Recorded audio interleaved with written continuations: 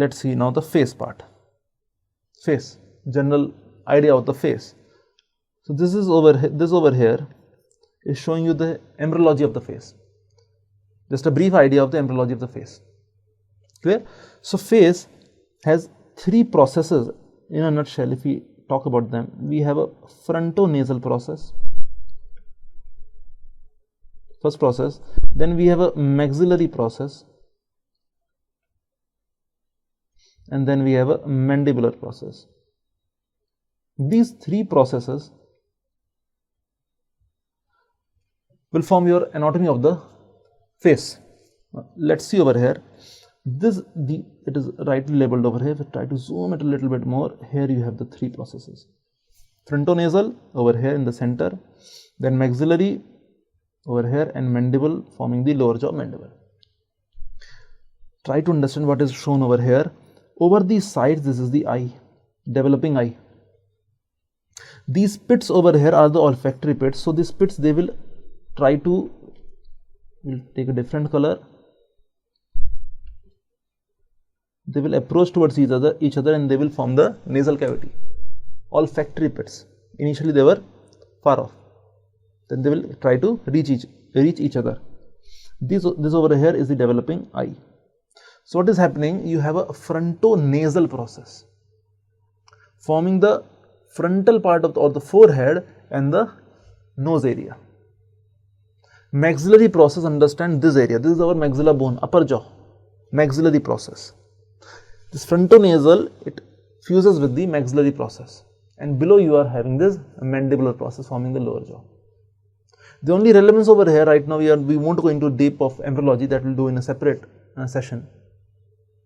But the relevance over here is these three processes, actually they are being supplied by three different nerves, or their sensory supply is by three different nerves. So whenever you study V1 or ophthalmic division, that is actually supplying the area of frontonasal process, maxillary process by V2 and mandibular process by V3 nerve. Maxillary division and mandibular division. So three processes, they try to merge, they try to fuse with each other, and they form your face. Frontonasal, maxillary and mandibular process. And then you have a small opening between those processes, nasal opening and oral opening. Clear? Let's see the other image to show you the sensory map. We are just discussing that these three processes, they are supplied by three different nerves. Let's see what are those nerves. So this over here is showing you V1, this is your V2, this is your V3, V2 and V3. So that V1 area is that area that was formed from the frontonasal process. This was formed from the frontonasal process. V2 is that area formed from the maxillary process, and V3 area formed from the mandibular process. And each of these branches, each of these nerves had their separate branches supplying this area. That will deal what are those branches. But remember, first of all, this area very frequently asked. This area, this is the only area of the face which is not supplied by the trigeminal nerve. The topic here is trigeminal sensory map. But this is the only area around the angle of mandible, around the parotid gland, which is not sensory supplied by the branches of the trigeminal nerve. Which nerve supplies over here? It is your great auricular nerve. It is your great auricular nerve. Great auricular nerve, ventral lemmi C2, C3. We already discussed that while dealing with the sensory supply of the scalp behind the auricle. So this great auricular nerve will supply over here, and you can see that this also supplies the ear part and goes behind the ear. So you had this great auricular nerve, then you will have this lesser occipital nerve, greater occipital nerve, and behind you have the third occipital nerve. All these were the sensory nerves supplying the scalp as well as this part of the face, angle of mandible, supplied by the great auricular nerve. Clear? Now let's see what are the branches of the individual ophthalmic, maxillary and mandibular division. So let's move one by one. We start with the ophthalmic division.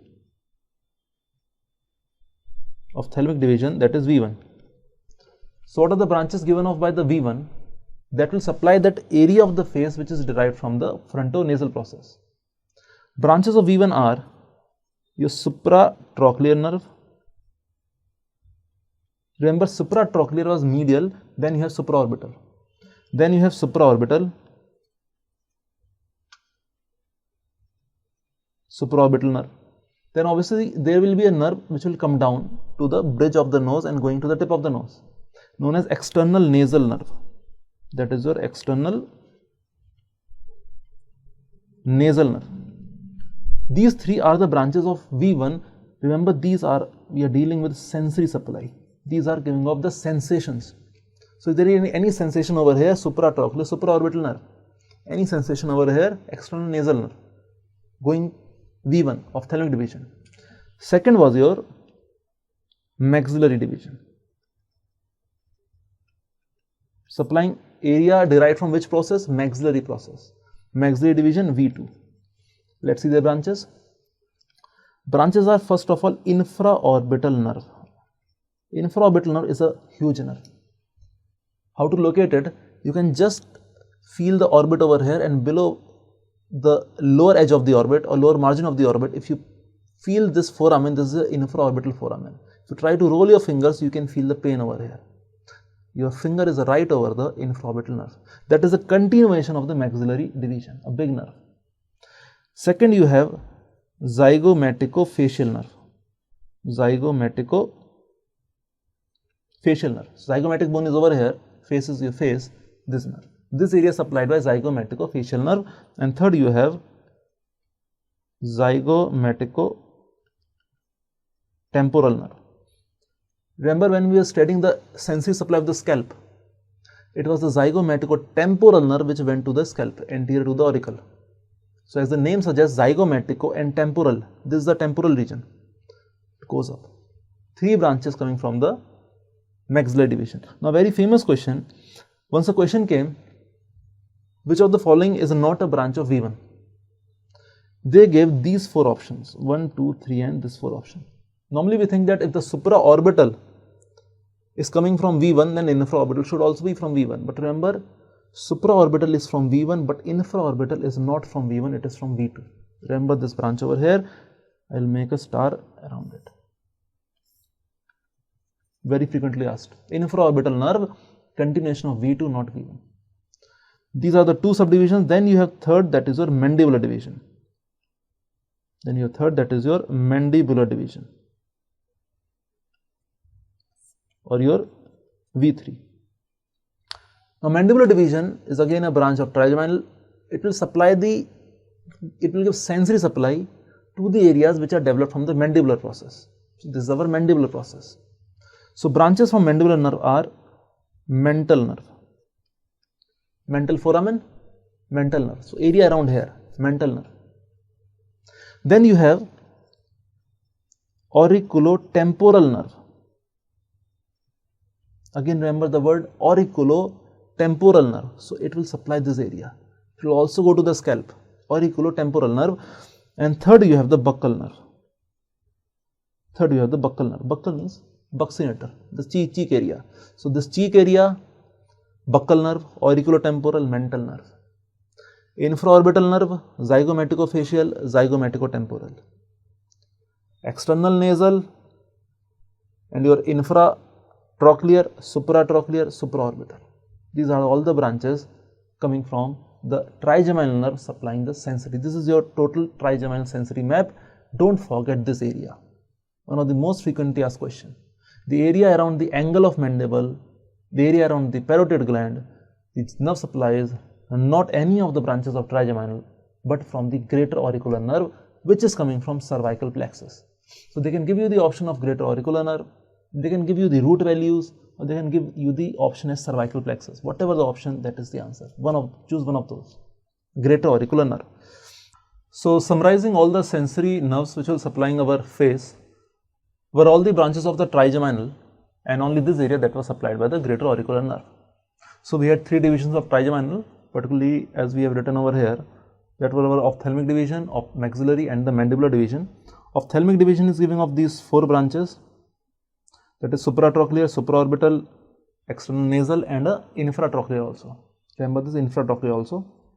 Then maxillary was giving 3 branches: infraorbital, zygomaticofacial and zygomaticotemporal, and finally mandibular giving of mental, buccal and auriculotemporal. And in addition to all, you have this great auricular nerve. Great auricular nerve. So that finishes your sensory supply of face. Now let's see the arteries and the vessels which supply the face. Then we'll go to the facial muscles. So now let's see the arterial supply of the face. This over here is a figure showing you the arteries that supply the face. So remember, before moving to this figure, let's understand the blood vessels as a whole which go and supply our face. So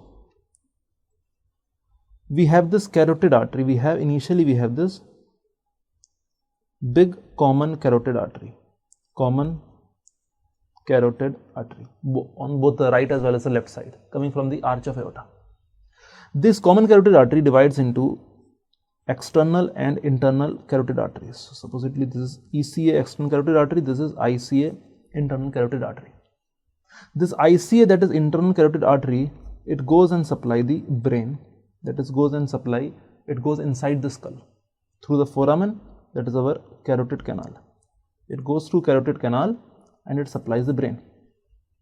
Remember, this ICA is given the function to supply the most important organ in our body, brain. Therefore, this ICA in the neck has no branches. So you will encounter no branches of ICA in the neck region. Logic is simple. It is being allotted the responsibility to supply the most important organ of the body, brain. So we have this common carotid running in the carotid sheath.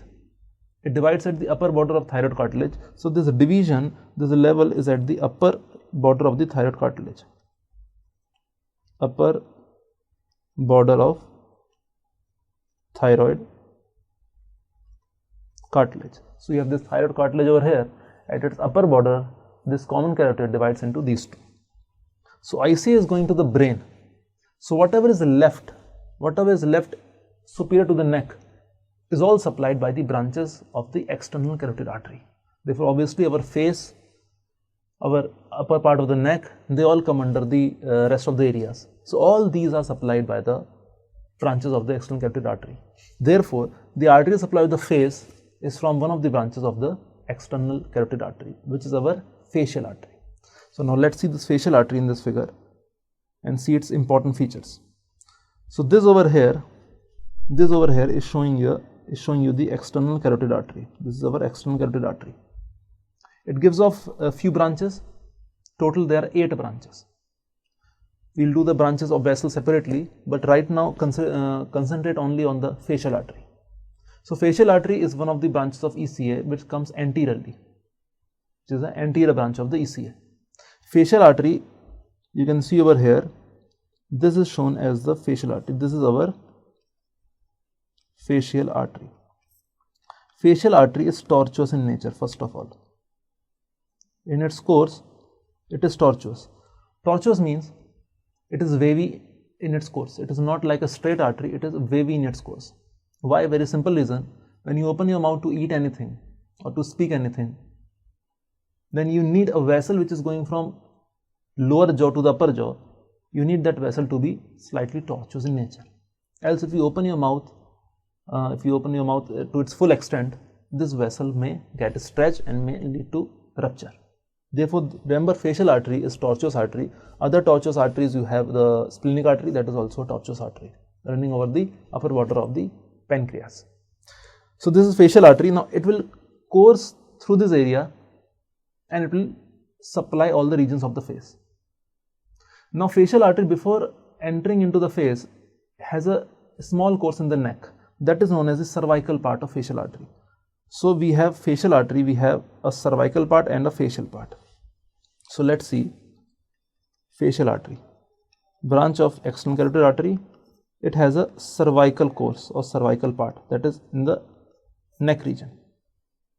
So in the neck region, it will give a few branches, which are the one branch which will go just beneath the mental protuberance of the mandible. So we call it submental artery. Submental artery. But now the important branch that you need to know is your tonsillar branch or your tonsillar artery. So you have palatine tonsils, a major lymphoid organ inside your oropharynx, which is supplied by many arteries, but the main artery supplying the palatine tonsil is the tonsillar branch coming from the facial artery, very frequently asked question. Then you have ascending palatine artery,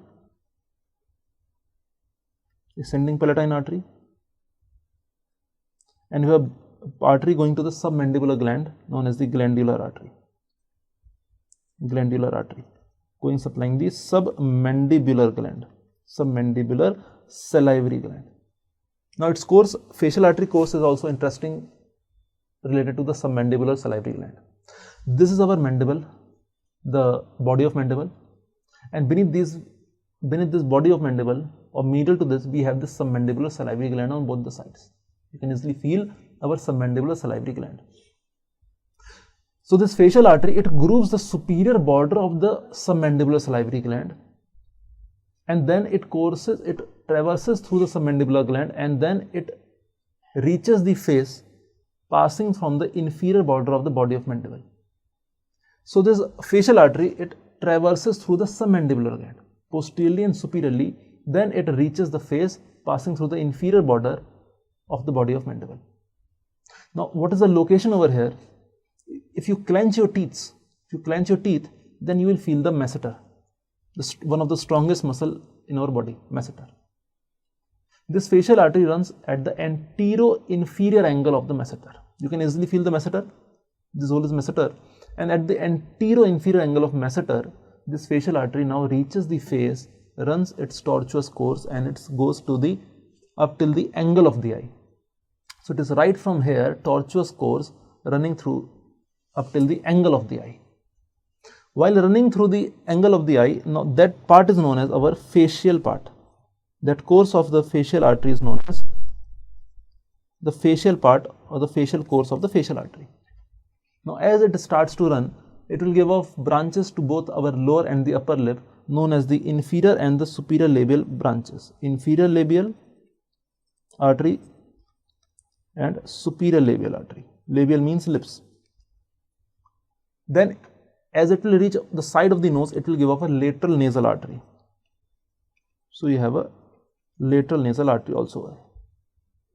Remember, this facial artery is tortuous artery. It is a tortuous artery. Remember the landmark right at the antero-inferior angle of masseter. Therefore, it is easily felt. So it is also known as anesthetist artery. Anesthetist people feel it, also known as anesthetist artery. It is one of the arteries that you can easily palpate. And the other artery which you can palpate on the face is a superficial temporal artery, again a branch of external carotid, right in front of tragus. This is the tragus of the ear. Right in front of tragus, you can palpate this superficial temporal artery. Clear? So this was your facial artery and its branches. Now let's confirm them with the diagram over here, right over here. So this was our facial artery. Look at its submental branch. I will make it with different color. So let's take green color for proper viewing. This is the submental branch. Then as it ascends up, it gives off inferior labial and a superior labial artery going to the lower lip and the upper lip. Then you can see over here, it gives off the lateral nasal branch, lateral into the nose. And from inside the orbit, you have branches coming like supraorbital artery. Now these are branches from the ophthalmic artery. Ophthalmic artery is a branch of internal carotid artery. So from inside the orbit medially, you will be having branches which are actually coming from internal carotid artery. So you have branch coming from the external carotid and branch coming from the internal carotid. So again, this area of the face is where you have a communication between the external and the internal carotid artery branches. Clear? Now the second artery that we will also study in the with regards to parotid gland is the main course of the external carotid artery. So external carotid artery, after it gives off the facial artery over here, it will ascend up. You can see over here, it is ascending up inside the parotid salivary gland, and then it will give a few branches, and then it will terminate as your maxillary artery labeled over here and your superficial temporal artery labeled over here. And this is the artery which I told you, you can palpate it. You can palpate over here. in front of the tragus of the ear. They will supply the other parts, the superficial part of the face, lateral side, and then they will obviously ascend up. They will supply the scalp also.